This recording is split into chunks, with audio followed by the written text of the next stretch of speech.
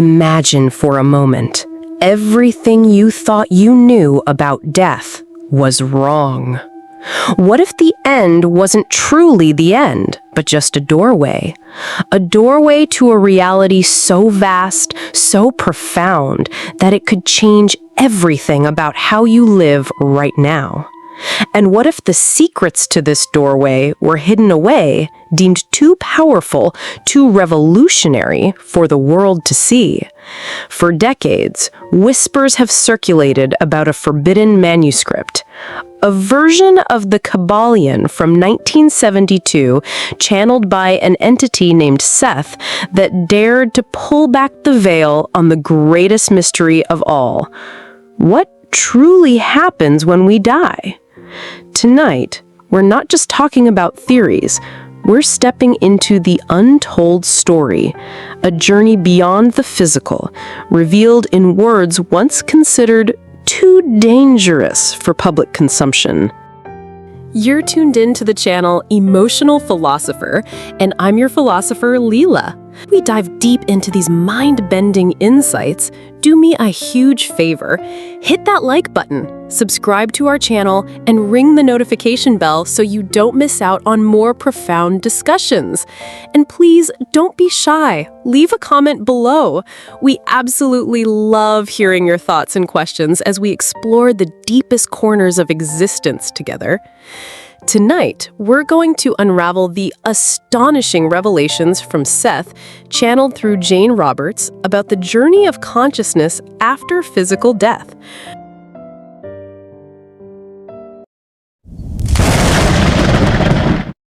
Let's start at the very beginning of this incredible journey, the moment of transition. Now, when we talk about dying, most people imagine something scary, painful, or just nothingness. But Seth paints a very different and surprisingly comforting picture. Imagine your body is like a cozy little house you've lived in for a very long time. When it's time to move out, you don't just disappear, do you? Your consciousness, the real you, simply prepares to leave that house. Think about it. Have you ever heard stories of people, sometimes even days before they pass, seeing loved ones who have already died? They might talk to them, smile, or seem to be interacting with someone invisible to others.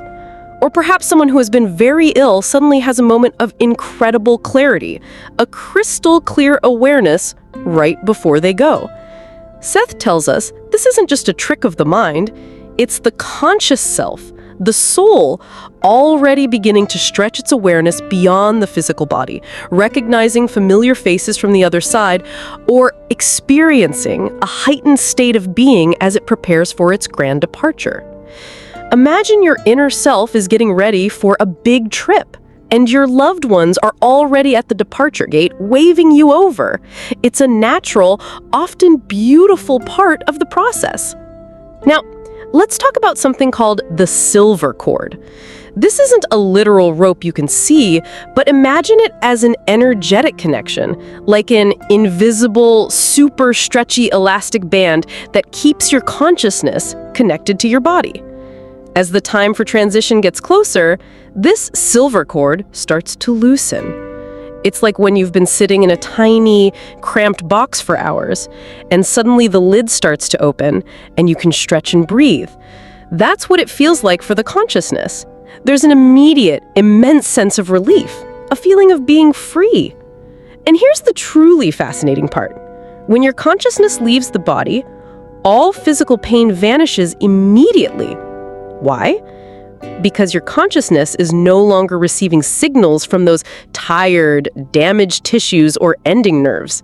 The pain was a message for the body, and once you're out of the body, that message isn't for you anymore.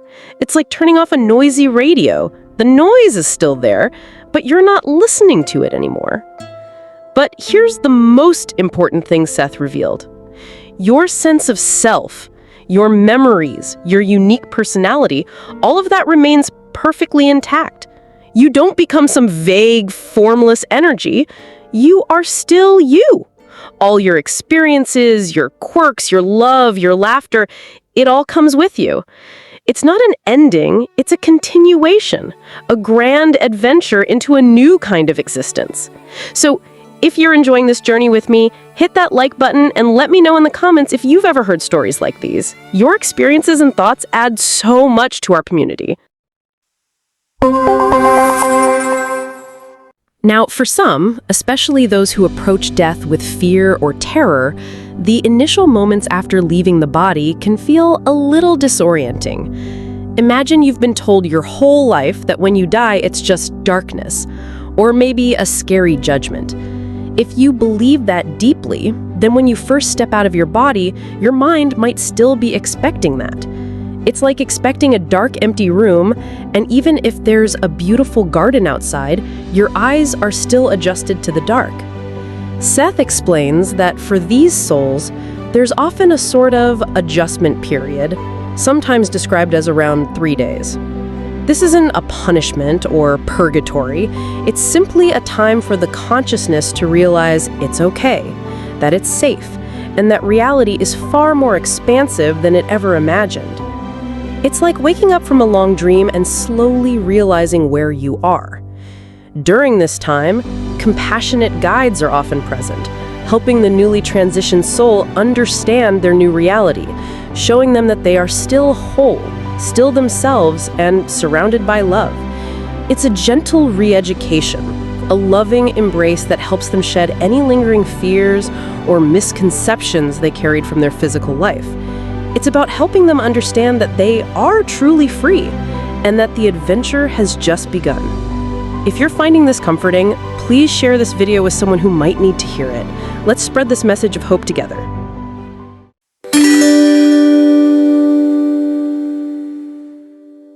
Once the initial adjustment is complete, one of the most beautiful and anticipated parts of the transition begins, the reunion process. Imagine you've just arrived at a wonderful, welcoming party after a long journey. Who do you see first? Your family? Your best friends? People you've missed dearly? It's exactly like that, but even more profound. Seth tells us that immediately or very soon after, you'll be greeted by your spiritual guides. These are loving, wise beings who have been with you throughout your entire life, often unseen, offering guidance and support.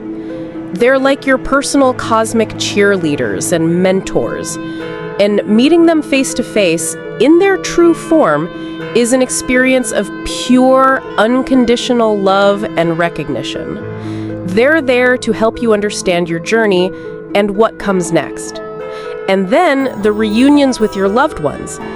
This isn't just a fleeting glimpse, it's a full, heartfelt reconnection. Imagine hugging someone you thought you'd lost forever, but this time, it's not just a physical embrace, it's an energetic and emotional reunion where you feel their essence, their love, their joy in a way that's even deeper than when you were both in physical bodies.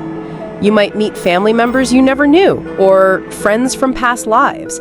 It's a joyous, tearful, and incredibly comforting experience, confirming that love truly never dies and that our connections are eternal. It's a reminder that we are all part of one big, loving family, and no one is ever truly alone. What are your thoughts on these reunions? Let me know in the comments below.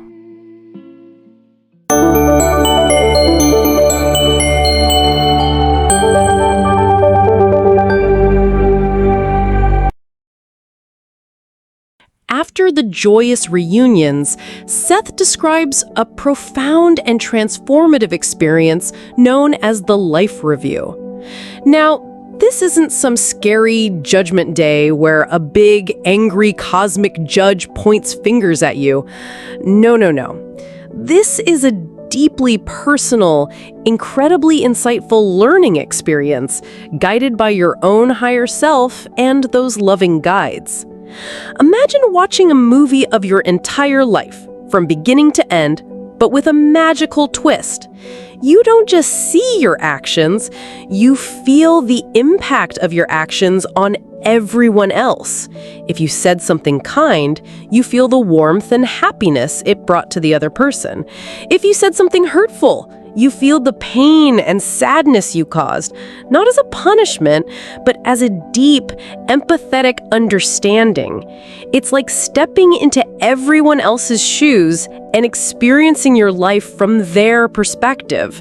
You feel their joys, their sorrows, their triumphs, and their struggles, all as a direct result of your interactions with them.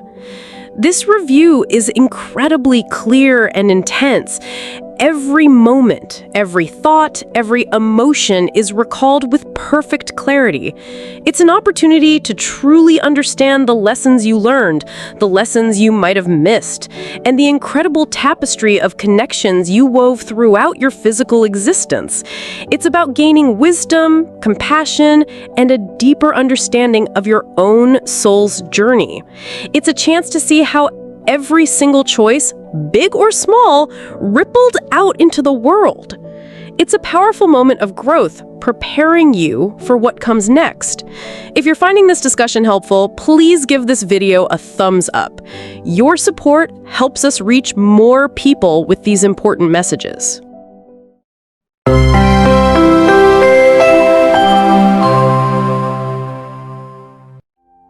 Now, where do we go after this incredible life review? Seth tells us it's not just one single place, like a heaven or a hell, but rather different afterlife territories or planes of existence. Think of it like different neighborhoods in a very, very big city. You don't just go to one house, you go to the neighborhood that best suits where you are in your journey. These territories aren't fixed physical locations, they are more like states of consciousness, energetic environments that resonate with the beliefs, understanding, and emotional state of the soul. Seth describes them in detail, but to keep it simple, imagine them as places where souls continue their development, learning, and creative expression. Some might be focused on healing and rest, others on intense learning and creativity, and still others on preparing for new adventures. Each territory offers unique opportunities for growth and experience. It's a place where you continue to create your reality, but now with a much clearer understanding of how your thoughts and emotions shape your environment. It's a dynamic, ever-evolving landscape of consciousness, tailored to the individual needs and desires of each soul. It's a testament to the infinite creativity of existence itself. What do you think these territories might be like? Share your ideas in the comments.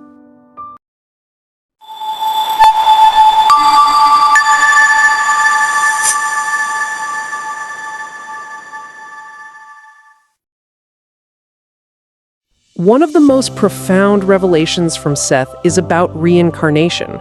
Many people think reincarnation is like a cosmic punishment, that you're forced to come back to Earth until you get it right. But Seth says, absolutely not. Reincarnation is a choice, a powerful decision made by your own soul. Imagine you're playing a video game, and you've learned a lot, but there's still a level you want to master or a new skill you want to develop. You choose to play again, not because you're forced, but because you want to grow, to experience more, to help others, or to fulfill a specific purpose. That's why some souls choose to return to physical life. They might want to learn specific lessons like patience or compassion, or they might have a mission to help humanity evolve, or they might simply want to experience the joy and challenges of physical existence again. But not everyone chooses to return. Some souls, having completed their earthly cycles, or having chosen to explore other forms of existence in different dimensions, decide not to reincarnate. They might continue their journey in the non-physical realms, becoming guides themselves, or exploring entirely new forms of consciousness. The key takeaway here is free will. Your soul is always in charge of its journey, always choosing the path that best serves its growth and evolution. It's a beautiful testament to the sovereignty of consciousness.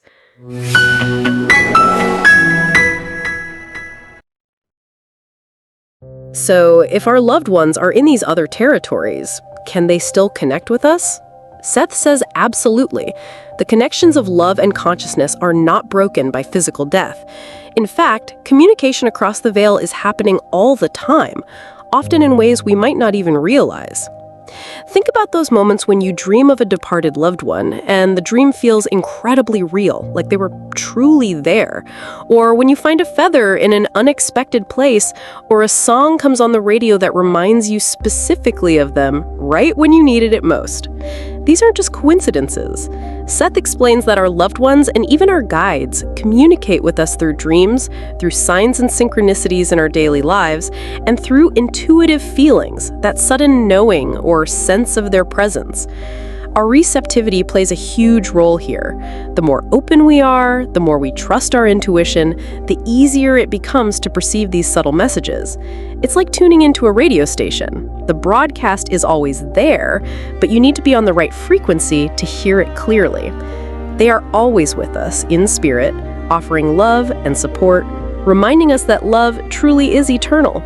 Have you ever experienced a sign from a departed loved one? Share your stories in the comments below. They are truly inspiring.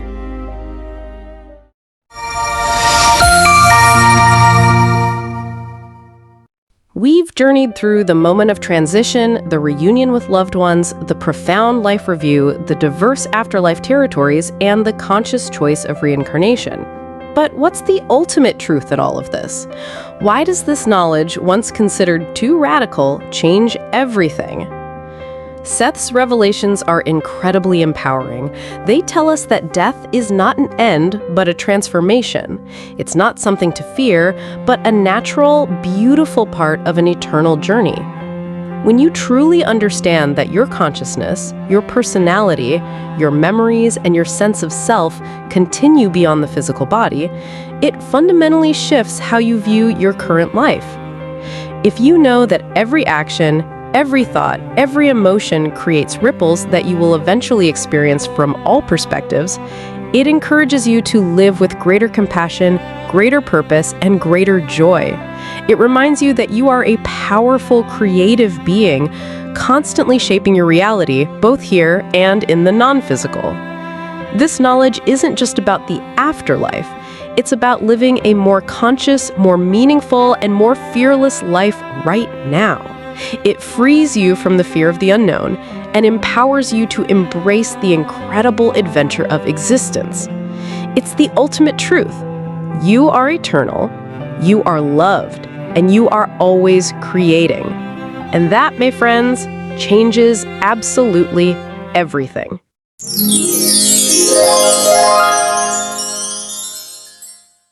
What an incredible journey we've taken tonight, exploring the profound insights from Seth's channeled material about death and the afterlife.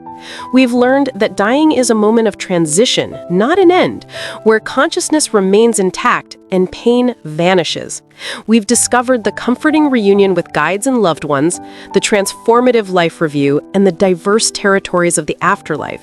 And we've understood that reincarnation is a choice, and that communication across the veil is always possible. This knowledge, once hidden, offers us a new way to live, with less fear, more purpose, and an understanding of our eternal nature. So, what are your thoughts on Seth's revelations about the afterlife? Have these insights changed your perspective? Share your reflections, questions, and experiences in the comments below. Your voice is a vital part of our community. If you found this video insightful, if it sparked something within you, please give it a thumbs up, subscribe to Emotional Philosopher, and hit that bell icon so you're always notified when we release new content. Your support helps us continue to bring these deep, meaningful discussions to light. Until next time, keep exploring the depths of your consciousness, keep questioning, and keep living with an open heart. This is Liela, your Emotional Philosopher, signing off. See you in the next video. Stay connected.